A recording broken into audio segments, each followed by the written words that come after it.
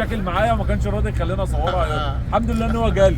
تعالى بقى بنتكلم لحد كام حاجه؟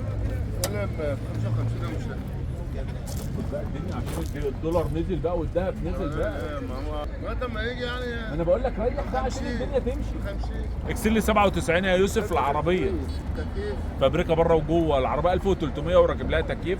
الدنيا عشان تمشي لازم الواحد ايه يميز. بس العربيه حاله حلوه، العربيه نمر كفر الشيخ فيها رخصه قد ايه حاجه؟ سنة فيها رخصه سنه بكام ورقه؟ أنا يا أول وقت رخصه سنه يا يوسف كفر الشيخ وتوكيل واحد من وش الرخصه. نبص مع بعض على حالتك. والله زيرو ما شاء الله فعلا يا يوسف العربيه حلو. زيرو جديده هجمه بس جديده. كاوتش حلو وبرضه حالته حلوه. بص على الكراسي الاماميه، هات نظره عامه كده يا يوسف. كلها العربيه كلها فعلا من غير جرامبو. ما شاء الله العربيه فعلا فكيه. خش يا باشا.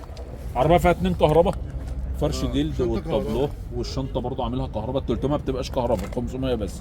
واخد بالك؟ ده كداب 300 كداب. الكراسي الخلفيه الراجل بيقول لك لو فيها ابوها يا باشا ايه تاخدها ببلاش. بص على حاله الشنطه عامله ايه برضه كلها على الصاج.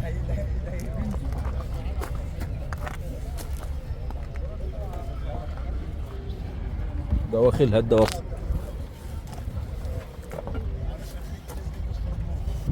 النهارده عم يوسف العربيه دي كانت من 35,000 جنيه، النهارده بتتكلم لحد 150,000 جنيه. فالدنيا ديت المفروض برضو الدنيا ترجع تتظبط، يعني حتى لو تتقسم على 2 يبقى الدنيا تمشي. 97 العربيه 300 فابريكا بره وجوه نمر كفر الشيخ وفيها سنه وفيها توكيل واحد من وش الرخصه.